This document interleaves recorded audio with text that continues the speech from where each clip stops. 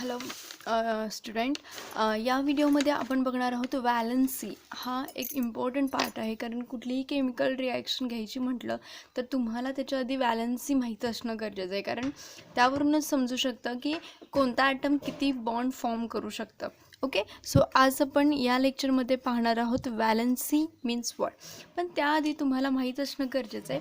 आपण periodic table पाहिलेलं आहे, राईट. त्याच्यामध्ये बघितलं आपण की हे जे हेलियम, निऑन, ऑर्गॉन, क्रिप्टॉन, झिनॉन किंवा रेडॉन जे आहेत त्यांना मी इनर्ट म्हटलेलं. इनर्ट म्हणजे काय की जे कोणाशी रिॲक्ट होत नाहीत. ॲक्च्युली आहेत, एक्सेप्शनल केसेस आहेत, त्यांनीही बॉन्ड फॉर्म केलेले आहेत.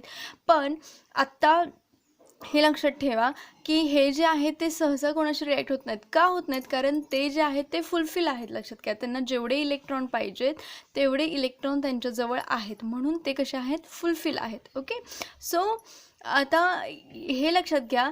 तर यांचं जे कॉन्फिगरेशन आहे ते प्रत्येक ॲटम म्हणजे प्रत्येकाला स्टेबल व्हायचं आहे. आपण यांना स्टेबल म्हणतोय, त्यामुळे प्रत्येक ॲटम हा प्रयत्न करत असतो की त्याला स्टॅबिलिटी कशी मिळेल. आणि ती स्टॅबिलिटी केव्हा मिळू शकते? तर यांच्यापैकी कोणाचं इलेक्ट्रॉनिक कॉन्फिगरेशन जर त्याने अक्वायर केलं तर त्याला आपण काय म्हणू शकतो? तो स्टेबल झाला आहे. ओके, सो जर हेलियमच्या बाबतीत आपण बघितलं तर हेलियमचं इलेक्ट्रॉनिक कॉन्फिगरेशन काय येतं आहे?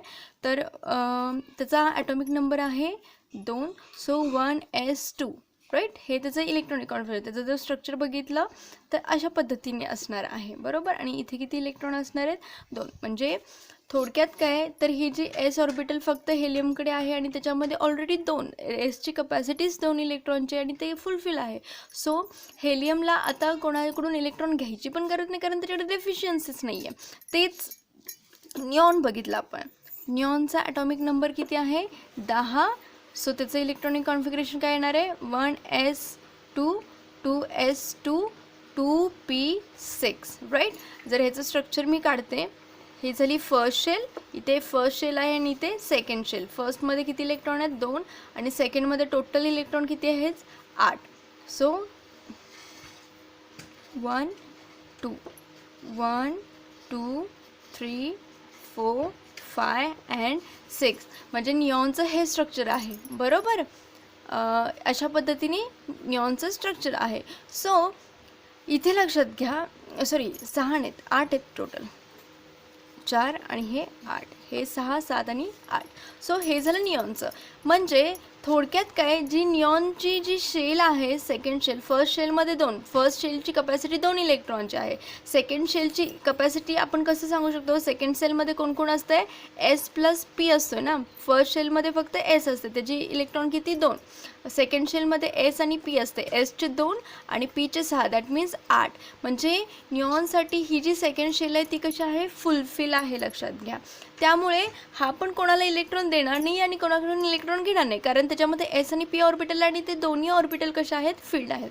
मग हे मी तुम्हाला का सांगते? कारण याच्यावरूनच आपण वॅलन्सी काढणार आहोत किंवा रिॲक्शन्स का ऑकर होतात याचं जर रिझन हवं असेल तर याच्या पाठीमागे आहे. समजलं का? तर इथे लक्षात घ्या, आता वॅलन्सी आपल्याला काढायची आहे. आता समजा मला बोरॉनची वॅलन्सी काढायची आहे. आता त्याच्यासाठी तुम्हाला आधी ड्युप्लेट आणि ऑक्टेट माहीत असणं गरजेचं आहे. ड्युप्लेट म्हणजे काय? तर हे हेलियममध्ये किती इलेक्ट्रॉन्स आहेत? 2. सो 2 इलेक्ट्रॉन्स त्याच्या कक्षेमध्ये आले की तो ड्युप्लेट मीन्स फुलफिल आहे. ओके, आणि तो कसा असणार आहे? स्टेबल. कोणताही ॲटम एकतर ड्युप्लेट मिळवण्याचा प्रयत्न करेन किंवा ऑक्टेट म्हणजे त्याच्या आउटर मोस्ट शेलमध्ये 8 इलेक्ट्रॉन सिस्टीम आणण्याचा प्रयत्न करेल. आणि जेव्हा तो ऑक्टेट पूर्ण करेल तर तो काय असणार आहे? स्टेबल किंवा ड्युप्लेट पूर्ण करेल. या दोघांपैकी पण तो ड्युप्लेट करेल किंवा octet, depend on electrons. Okay, so आता समजा मला बोरॉन पाहिजे असेल तर बोरॉनचं इलेक्ट्रॉनिक कॉन्फिगरेशन काय येते? बोरॉनचा ॲटॉमिक नंबर आहे 5. So 1s2, 2s2, 2p1. म्हणजे बोरॉनच्या, पहा मी त्याचं स्ट्रक्चर काढते. पहिल्या कक्षेत किती आहेत? 2 इलेक्ट्रॉन आहेत. तर दुसऱ्या कक्षेत किती? 2 आणि 1, हे 3 इलेक्ट्रॉन आहेत, राईट. सो 1 2 3. आता बघा, आता बोरॉनला काय करायचं आहे? स्टॅबिलिटी पाहिजे असणार आहे डेफिनेटली, कारण त्याच्याकडे ही जी दुसरी कक्षा आहे त्याच्यामध्ये टोटल स्टॅबिलिटीसाठी किती इलेक्ट्रॉन लागत आहेत? म्हणजे जर त्याला स्टेबल व्हायचं असेल तर 8 इलेक्ट्रॉन लागणार आहेत. जर त्याच्यामध्ये 8 इलेक्ट्रॉन आले तर तो काय होणार आहे? स्टेबल होणार आहे, राईट.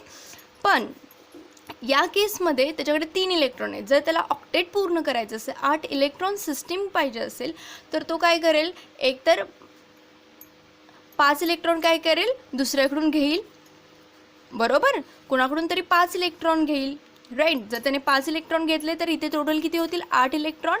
आणि 8 इलेक्ट्रॉन आले की त्याचं कॉन्फिगरेशन कुणासारखं होणार आहे, निऑनसारखं, आणि तो काय होईल, स्टेबल होईल. पण आता इथे एकतर तो 5 इलेक्ट्रॉन घेऊ शकतो, किंवा ऑब्वियस आहे की तो काय करेल, हे जे 3 इलेक्ट्रॉन आहे तो कुणाला तरी देऊन टाकेल, बरोबर. ह्याने जर हे 3 इलेक्ट्रॉन दिले तर त्याच्याकडे किती इलेक्ट्रॉन राहतील, 2 इलेक्ट्रॉन राहतील, राईट. आणि मग तो कुणाचं इलेक्ट्रॉनिक कॉन्फिगरेशन ॲक्वायर करेल, हेलियमचं. म्हणजे तो काय होतो, स्टेबल होऊ शकतो. मग या केसमध्ये 5 इलेक्ट्रॉन घेणं सोपं आहे की 3 इलेक्ट्रॉन देणं, डेफिनेटली 3 इलेक्ट्रॉन देणं. म्हणून तो काय करेल, तर हे 3 इलेक्ट्रॉन काय करेल, लूज करेल. आणि जो ते 3 इलेक्ट्रॉन लूज करतो त्याला म्हणायची त्याची व्हॅलेन्सी. याचा अर्थ तो काय करेल, दुसऱ्या कोणाला तरी 3 इलेक्ट्रॉन देईल आणि त्यांच्याबरोबर 3 बॉन्ड तयार करेल. लक्षात घ्या, समजलं का. आता तेच आपण कार्बनच्या बाबतीत बघूयात. कार्बनचं इलेक्ट्रॉनिक ॲटॉमिक नंबर आहे 6. So 1s2 2s2 2p4, right. आता या केसमध्ये 2p2, या केसमध्ये काय होतं आहे, तर त्याच्या दुसऱ्या कक्षेमध्ये 4 इलेक्ट्रॉन आहे. म्हणजे तो एकतर 4 इलेक्ट्रॉन घेईल, बघा मी पुन्हा ड्रॉ करून दाखवते, 1 2 3 4. सो कार्बनच्या केसमध्ये 4 इलेक्ट्रॉन आहेत. जर त्याला स्टॅबिलिटी हवी असेल एकतर तो 4 इलेक्ट्रॉन देईल आणि ड्युप्लेट फॉर्म करेल, किंवा 4 इलेक्ट्रॉन घेईल आणि काय फॉर्म करेल, ऑक्टेट. सो इथं या केसमध्ये ज्याचं आउटरमोस्ट जे इलेक्ट्रॉन्स आहेत ते 4 असतील, त्याची हे काय येणार आहे, वॅलन्सी काय असणार आहे, 4. एकतर तो 4 इलेक्ट्रॉन देईल किंवा 4 इलेक्ट्रॉन काय करेल, घेईल. ओके. आता नेक्स्ट नायट्रोजन. नायट्रोजनचं किती आहे, 7 आहे. सो काय येईल, किती असणार आहेत टोटल इलेक्ट्रॉन, डेफिनेटली 5 असणार आहेत. आउटरमोस्टमध्ये नायट्रोजनचे किती असणार आहेत, 5, आणि आतमध्ये किती असणार आहेत, 2, बरोबर. आता नायट्रोजनच्या केसमध्ये बघा, त्याला ड्युप्लेट फॉर्म करणं सोपं जाईल की ऑक्टेट फॉर्म करणं. जर त्याला ऑक्टेट फॉर्म करायचं असेल तर त्याला टोटल इलेक्ट्रॉन किती घ्यावे लागतील, 3 घ्यावे लागतील. आणि जर त्याला ड्युप्लेट फॉर्म करायचं असेल तर त्याला 5 इलेक्ट्रॉन काय करावे लागतील, द्यावे लागतील. मग ते 3 इलेक्ट्रॉन घेणं सोपं आहे की 5 इलेक्ट्रॉन देणं, डेफिनेटली 3 इलेक्ट्रॉन घेणं. सो नायट्रोजनची वॅलन्सी किती येते, 3. समजलं का तुम्हाला. तर इथं एक ट्रिक तुम्हाला लक्षात येते, अशाच पद्धतीने तुम्ही कोणाचंही वॅलन्सी काढू शकता. तर सोडियमच आपण घेऊयात. सो सोडियमचा ॲटॉमिक नंबर किती आहे, 11. तर या केसमध्ये पहा, पहिल्यामध्ये 2, दुसऱ्यामध्ये किती येणार आहेत, 8. तुम्ही त्याचं इलेक्ट्रॉनिक कॉन्फिगरेशन घेऊन सुद्धा बघू शकता, 8. आणि तिसऱ्या शेलमध्ये त्याचा कितवा इलेक्ट्रॉन आहे, 11वा.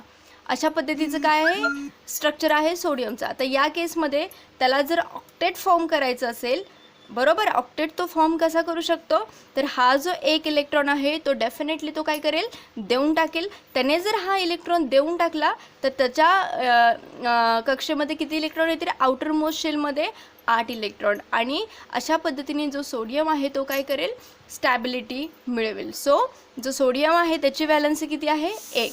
मग अशा पद्धतीने तुम्ही वॅलन्सी काढू शकता.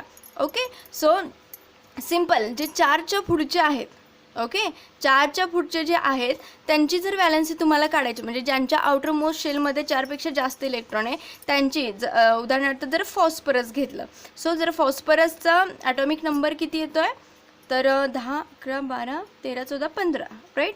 सो याचं जर तुम्हाला काढायचं, याच्या आउटर मोस्ट शेलमध्ये किती इलेक्ट्रॉन येणार आहेत, डेफिनेटली 5 इलेक्ट्रॉन असणार आहेत आउटर मोस्टमध्ये, म्हणजे 4पेक्षा कशा आहेत, जास्त. सो ज्यावेळी ह्यांची वॅलन्सी काढाल त्यावेळी तुम्ही काय कराल, 8 मायनस त्यांचे जे आउटर मोस्ट इलेक्ट्रॉन आहेत ते. ओके. म्हणजे त्यांना ऑक्टेट पूर्ण करण्यासाठी किती इलेक्ट्रॉन लागत आहेत ते म्हणजे त्यांची वॅलन्सी. म्हणजे इथे किती येणार आहे, 5 6 7 8, म्हणजे 3 असणार आहे. तेच जर क्लोरीन घेतले सपोज तुम्ही, सो क्लोरीनमध्ये किती इलेक्ट्रॉन आहेत, टोटली 7 इलेक्ट्रॉन आहेत, राईट. मग त्याला ऑक्टेट पूर्ण करायचं म्हणजे 8 इलेक्ट्रॉन सिस्टीम पूर्ण करण्यासाठी त्याला किती इलेक्ट्रॉन लागतील, 1. म्हणजे क्लोरीनची व्हॅलन्सी किती आहे 1. म्हणजे 4च्या पुढे ज्यांचे आउटर मोस्ट इलेक्ट्रॉन असतील त्यांची व्हॅलन्सी तुम्ही या पद्धतीने 8 मायनस करून काय करू शकताय, काढू शकताय. समजलं तुम्हाला? Okay, thank you.